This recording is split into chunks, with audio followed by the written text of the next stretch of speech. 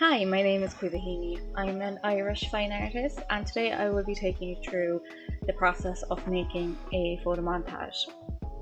So I did this one for PermaJet, and the idea behind it was spring, kind of bursting to life, florals, really showing growth and how we are all connected within this planet.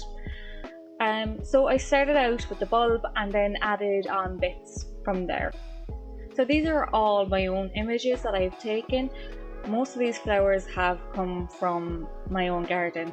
So I'd pick the flowers when they're in season, bring them into my studio here I have at home and photograph them. If I can't find something that I really do want, I will use a stock image, but if I can get my hands on it, I would prefer to have my own images. So I've banked probably hundreds of different images, a lot of florals, and I just keep them as Photoshop files so they are easily used in these photo montages. So the process is fairly simple. It is just like a collage, cutting things out and putting them together. This one took me approximately 5 hours. I usually stick with it for a little while, go away from it, come back with fresh eyes. I think it just gives your eyes a bit of a rest from it so you can see what is working and what isn't. So it was probably on and off for the 5 hours, maybe over 2 or 3 days. And I do like to add surreal elements into my photo montages. So I don't want things to be totally as if you could ever find them in real life. We can do that with photographs. So I like to kind of push past that and see what you can do. So even though you might look at this end piece and think that it is quite natural, but when you look a bit closer, you see a few elements that definitely wouldn't be there. And it just gets, I think, the viewer to look a bit harder, start questioning what we see, and it just gives a bit of fun and life to the piece.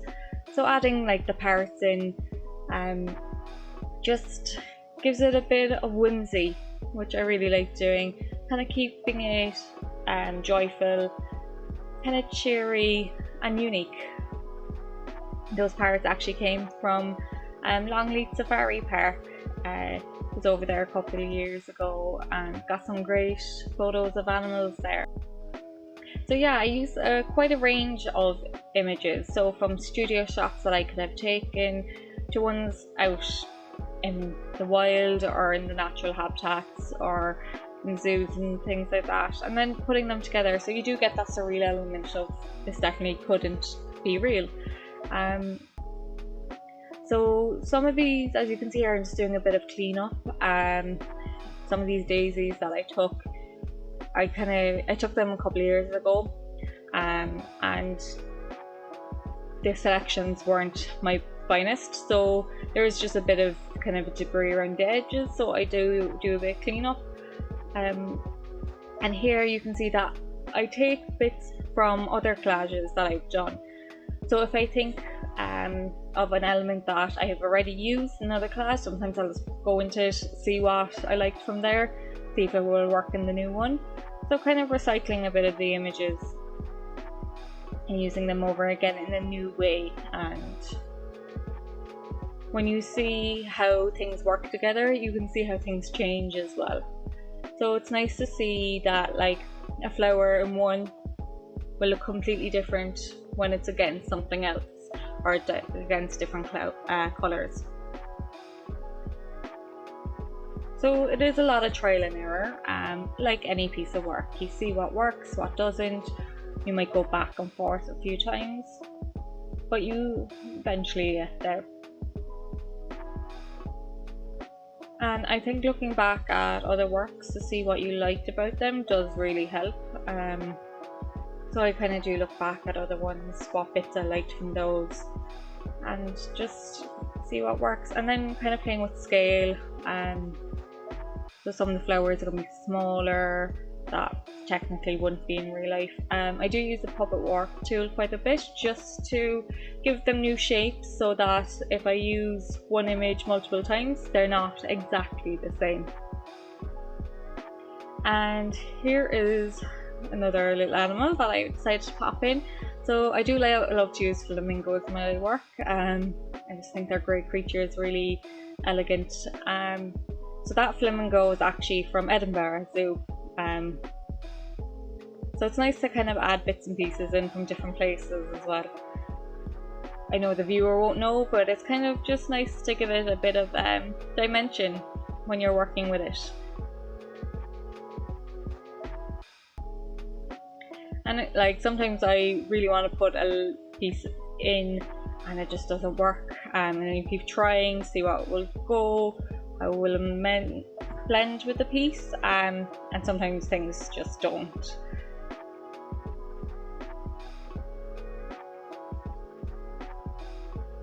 I really thought about the colours of this one. I wanted it to be bright and to have a lot of contrasting colours, so that's kind of why I went with the pinks and reds of the flowers.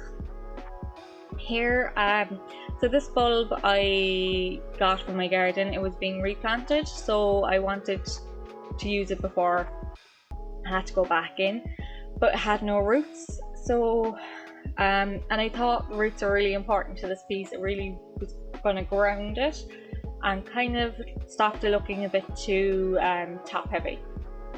So my mom is actually growing some avocados, so the bottom of this is from an avocado bulb. So I just kind of took the root. I thought the root was really cool. It was had beautiful curves and kind of movement to it. So what I did was I just cut off the root and a bit of the bottom of the bulb to give that bulb a bit of a rounder shape, and then just kept adding bits of the same root to it, trying to kind of change it up and blend it all together so that it really started to look like its own root system. This did take some time just to make sure that it looked right and that it didn't all just look like clones of the exact same root over and over again. So I was adding bits on. I did take a bit away, but I was really happy the way these roots came out, and I think it really helped this image. It gave it a grounding, and then you got a bit more of that kind of emphasis on the tree of life, that we're all connected. So you have the roots to the bulb, to the flowers, and to the animals. So you have all these stages of a plant growing and how it kind of affects us. So that, yeah, I thought it really worked well, and it was just really interesting to create your own system of roots.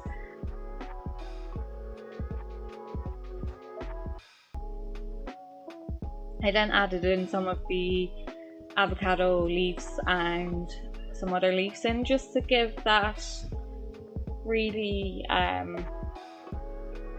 fullness to the plant.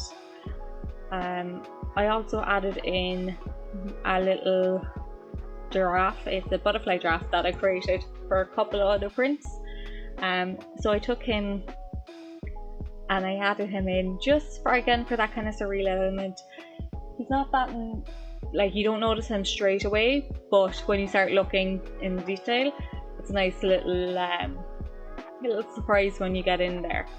So I have a few other open edition prints that he's in, and I just kind of wanted to keep that theme in my work going, of these little creatures.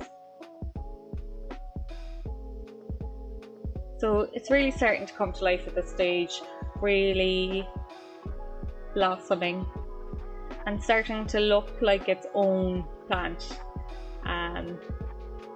So then I added in a penguin, which usually is in my prints with the little butterfly giraffe, another flamingo. Just give it that kind of otherworldly feel, like this is their little home. And then I was just getting proportions right, the way it looked on the page, thinking about how it would print. I did throughout the whole thing did think that I was going to keep it on a white background, but as you see later that I changed that. So I was playing around with a few different colours, and I thought the white background was going to work, but then once I started I put a few deeper and richer colours in the background, and it just changed it completely. Here I'm just doing another more cleanup, just making sure that when I go to print there are no unwanted bits and pieces. So you do have to kind of think about the finished piece. Sometimes you won't notice things on the screen as much unless you go into detail, but when you print them, if there's a little fleck that you didn't see, you will end up noticing it once it's on the printed page. Did a bit of colour grading, kind of changed tones a bit,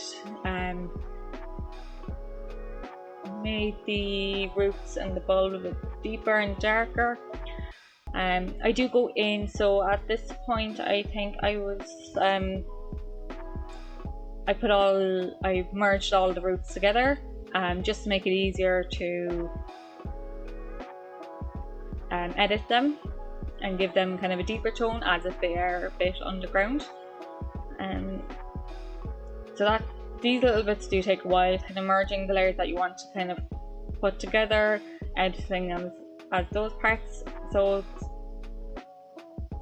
almost like you're editing a photo and seeing which way you want it to go, seeing what colours work, brightness, contrast, what you need to do. So as I said, this bulb came from the ground, so it does have a bit of dirt and debris, and I kind of just wanted to clean it up, and as I put a bit of the avocado plant on the bottom, so I was kind of needed to blend that a bit better and make it look more realistic.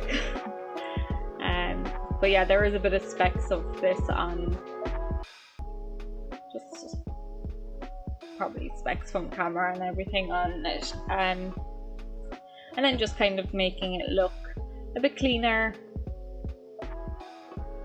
giving it a really crisp feel. So this is when I know I'm kind of coming to the end, when I'm kind of happy with how things are looking and I get to go and do all these little tidy ups.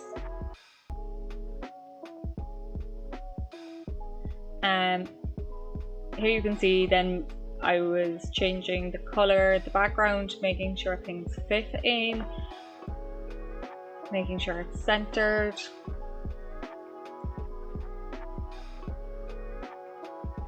And then again, so I kind of went for this rich purpley red colour. I just think the contrast with it worked really well against kind of the greens and the yellows and really made it pop. So then I printed it on Photo Luster with my Canon Pro 100S. It's a great printer and the paper is amazing. It's so easy to use. PermaJet papers are just amazing.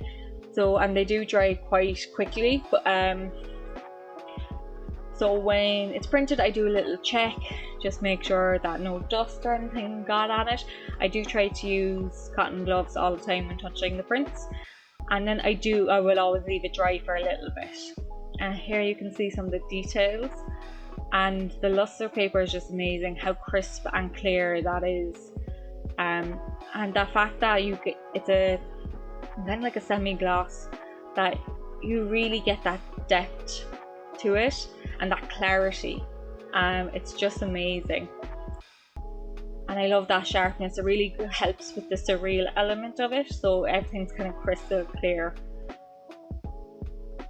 So then I just emboss my prints, just give it a little seal of my own, and then I'm going to frame it. So I decided to use a kind of off-white mount and a light frame. So I'm just putting it together. I wanted the frame and the mount to contrast the image itself as well, so that background, to give it a contrast from that deep rich background and that colour that you can get. And the PermaJet paper is amazing, that is so much ink and so much colour, and it is still perfectly flat. I've worked as a printer before, and I've worked with papers, and some of them just don't hold colour as well. They'll slightly bend or bow when there's a lot of ink on them. They become overly saturated, and it just doesn't happen with PermaJet papers. I absolutely love using them. I've never had a fault with them, and I love this luster. I love that slight shine you get with it, but it's not too glossy that you're going to get overly shine, that you can't see details, and you get that richness in the shadows. And I also sell my prints online. I have my own website, caoimheheaney.com, and I think it is really important to have paper that is consistent. All my results with PermaJet are consistent, and they are great quality paper, very economical, and you're giving your customers a great product. It's not going to bend, it's not going to bow with a lot of colour, and it holds up really well. And for framing, it is a really good paper. It sits in a frame really well, it sits quite straight. I've never had any problems with them in frames. I just think they look gorgeous in a frame. So that's pretty much from start to finish there with this creation. Thank you all for listening, and I really hope you enjoyed it.